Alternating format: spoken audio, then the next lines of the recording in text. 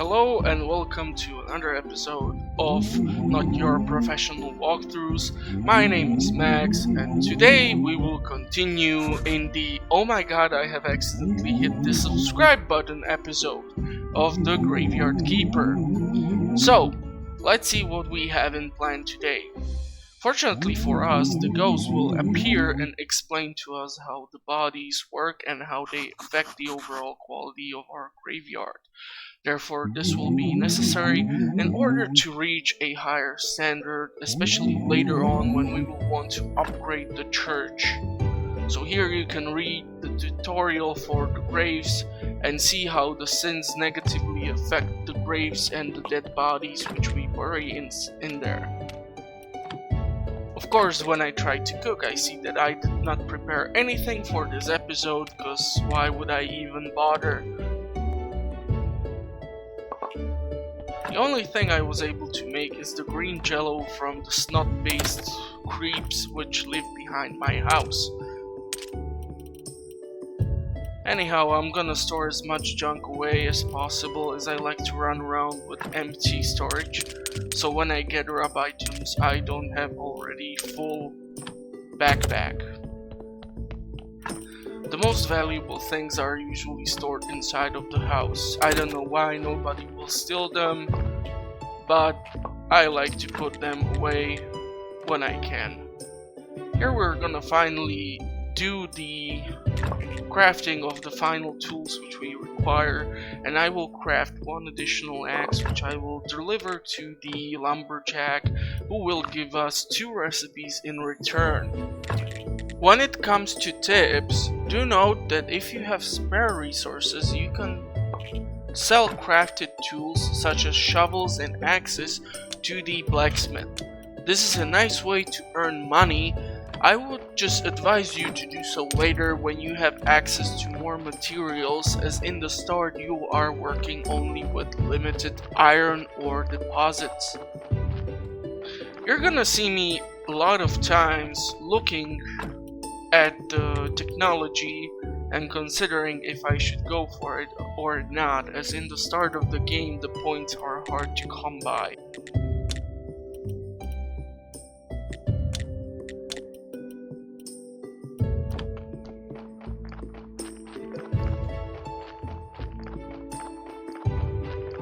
As I continue to the town, we run into our favorite NPC.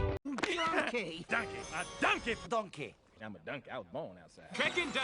After we are blocked by the Bolshevik party on our way to the town, we go and fulfill all the quests for which we did prepare and interact with some NPCs.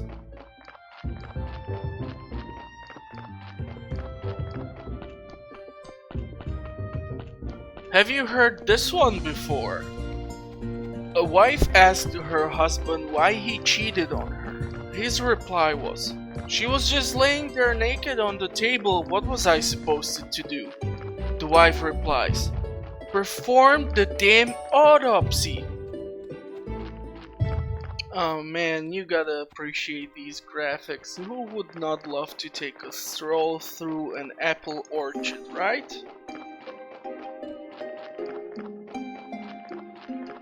We have finally reached the lighthouse, and here is where the astronomer appears once a week. He is one of the most important NPCs in the whole game, as he will help us get home eventually.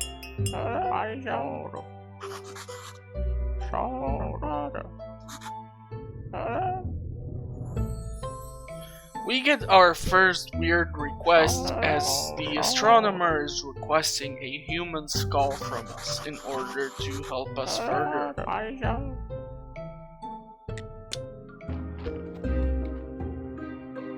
Here you will see me interact with the fisherman. He is an important NPC when it comes to money, as by obtaining from him the basic rod, by either delivering 6 moths or purchasing it for 2 silvers, we get access to catching fish and selling them, or the filleted fish, to him for a decent price. The more we sell, the bigger the friendship bar, and sooner we can obtain tier 2 items such as better rod. I hate double standards. If you burn a body at a crematorium, you're doing a good job. If you do it at home, you're destroying the evidence. Ah yes, the theft in the local orchard. No apple tastes better than the stolen ones. Kids, please do not steal your apples and ask your parents for one. Grown-ass people, buy your apples at your local grocery store. Here I will speak with the crazy hobo. I'm not sure if we are crazy, as actually we're gonna take a quest from him. He's gonna want 5 honey from us. Now, important thing to note is that by speaking to him and activating this quest, we actually activate one of 2 special quests which will affect the donkey's future deliveries in the Graveyard Keeper.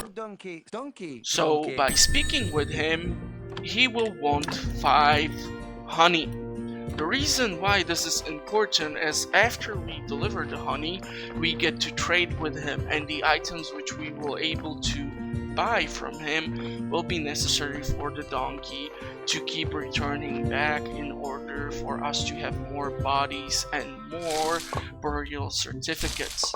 So here you can see me selling the old items or the old tools, and also gather up some more hallucinogenics, as if I'm gonna sell dead bodies to the town as a food source, I should try to do the same with the mushrooms.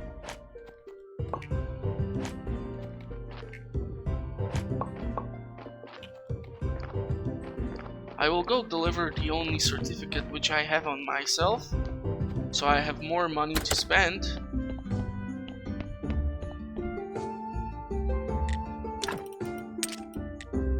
And as you can see, I should be also able to sell the bread. However, I do not recommend selling food in the start, as you definitely need the additional sources of energy. As you can already see, we did only few things throughout the day, and our energy bar is less than half full.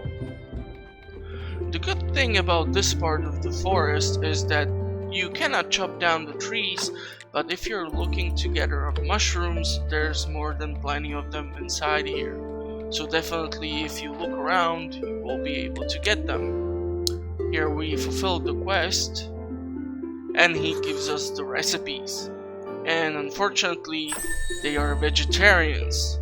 So this time, sure, the meat is rare, and we know where the source of our meat is from, so the vegan option is definitely a welcome source to change our diet.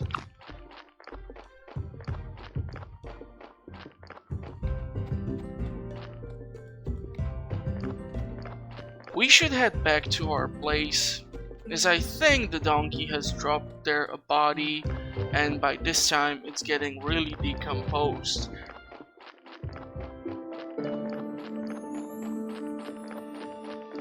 So after we do an evening cardio session through the large fields, here we pass our boss trying to run to the morgue and hide the dead body.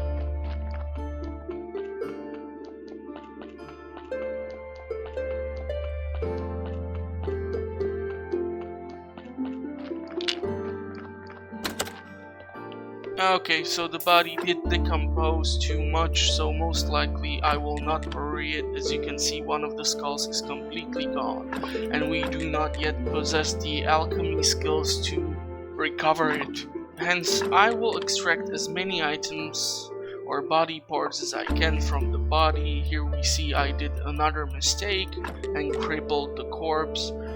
So this one will definitely go into the lake most likely.